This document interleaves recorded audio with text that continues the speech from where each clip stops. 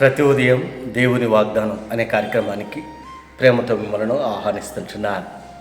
ఈ ఉదయకాల సమయంలో దేవుడు మన కొరకు ఏర్పాటు చేసినటువంటి వాక్యభాగం యాకోబు రాసినటువంటి పత్రిక 1వ అధ్యాయము 21వ వచనాన్ని ధ్యానించుకుందాం. యాకోబు రాసినటువంటి పత్రిక 1వ అధ్యాయము 21వ వచనాన్ని ధ్యానించుకుందాం. మీ ఆత్మలను రక్షించుటకు శక్తిగల వాక్యమును సాత్వికముతో అంగీకరించుడి. క్రీస్తునందు ప్రియమైన దేవుని బిడ్డలారా, ఈ ఉదయకాల సమయంలో పరిశుద్ధాత్మ దేవుడు మనకిస్తున్నటువంటి వాగ్దానము, మీ ఆత్మలను రక్షించుటకు శక్తిగల వాక్యమును సాత్వికముతో అంగీకరించుడి. ఈ యొక్క వాగ్దానాన్ని దేవుడు మనకును మన కుటుంబాలకును ఆశీర్వాదకరముగాను దీవెనకరముగాను మార్చునుగాక. ఈ యొక్క మాటల్లోనే ఆత్మీయ సత్యాలను ఆత్మీయ అర్థాలను మనం గ్రహించినట్లయితే మన ఆత్మలను రక్షించేదానికి మరి శక్తి కలిగినటువంటి వాక్యాన్ని సాత్వికంతో అంగీకరించాలని దేవుడు ఇష్టపడుతూ ఉంటున్నాడు. ఈ లోకానుసారంగా మనం జీవిస్తూ ఉన్నప్పుడు ఈ లోకంలో ఉన్నదంతా కూడా నేత్రాస జీవపుండంగా ఉంటున్నది. వాటి ద్వారా మనకు రక్షణ లేదు.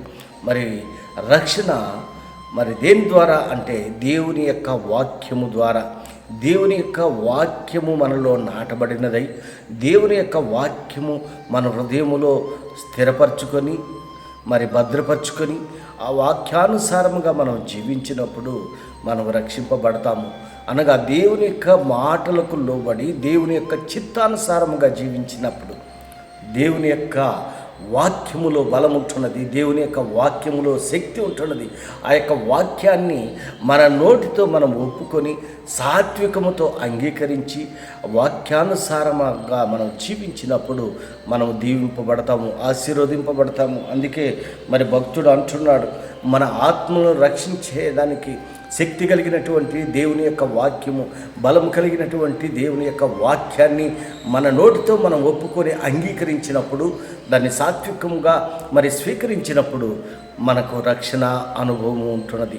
ఈ రక్షణ అనుభవము నీవు పొందుకోవాలి అంటే దేవుని యొక్క వాక్యాన్ని స్వీకరించేటువంటి వారిగా ఉండాలి, దేవుని యొక్క వాక్యాన్ని అంగీకరించేటువంటి వారిగా ఉండాలి. ఈ యొక్క రక్షణ అనుభవించినటువంటి వ్యక్తులను అనేక మందిని మనం చూస్తూ ఉంటున్నాం ఈ లోకంలో. దేవుని యొక్క బైబిల్ యొక్క గ్రంథంలో మనం చూస్తూ ఉంటున్నాం. యెహోషువ అంటున్నాడు ఒక మాట, నేను నా ఇంటి వారిను యెహోవాను సేవించదము అని అంటున్నాడు. అనగా దేవుణ్ణి మనసారా అంగీకరించి దేవుని యొక్క వాక్యాన్ని స్వీకరించి తన కుటుంబం అంతా కూడా రక్షణ అనుభవంలో కొనసాగినట్లుగా మనం చూస్తుంటాం. అంత మాత్రమే కాదు, నోహును మనం చూసినట్లయితే నోహు కుటుంబం మాత్రమే రక్షణ అనుభవం పొందుకొని ఉంటున్నది. దేవుడు నోహతో మాట్లాడాడు. దేవుడు నోహతో ఒక ప్రతిజ్ఞ చేశాడు. దేవుని యొక్క మాటకు లోబడి దేవుని యొక్క మాటలను అంగీకరించి దేవుని యొక్క చిత్తానుసారంగా జీవించినప్పుడు నోవహు తన కుటుంబాన్ని రక్షణ మార్గంలో నడిపించుకున్నట్లుగా మనం చూస్తున్నాం. ఇంకా ఇలా చెప్పుకుంటూ పోతే అనేక మంది దేవుని యొక్క వాక్యాన్ని విని కొన్నేళ్ళని మనం చూస్తుంటున్నా. దేవుని యొక్క మాటలు విన్నాడు, దేవుని యొక్క వాక్యం విన్నాడు, తన కుటుంబాన్ని రక్షించుకున్నాడు. జక్కయ్యని చూస్తూ ఉంటున్నా. జక్కయ్య కూడా రక్షణ అనుభవాన్ని పొందుకున్నాడు. ఈ ఉదయకాల సమయంలో ఈ మాటలు వింటున్నటువంటి నీవు నేను ఇంకా రక్షణ అనుభవంలో లేకుండా ఉన్నట్లయితే దేవుడు ఈ ఉదయకాల సమయంలో హెచ్చరిక చేస్తూ ఉంటున్నాడు, వాగ్దానం చేస్తూ ఉంటున్నాడు. సాత్వికంతో ఆయన మాటలను స్వీకరించినప్పుడు, సాత్వికంతో ఆయన వాక్యాన్ని గైకున్నప్పుడు రక్షణ అనుభవాన్ని పొందుకొని దేవునికి మహిమకరంగా ఈ లోకంలో జీవించేదానికి ఆస్కారం ఉంటుందని ఈ కొద్ది మాటల ద్వారా నేను హెచ్చరిక చేస్తుంటాను. దేవుడి యొక్క మాటలను ఎక్కువగా మీకును మీ కుటుంబాలకును ఆశీర్వాదకరంగాను దీవెనకరంగాను మార్చనుగాక. ఆమేన్.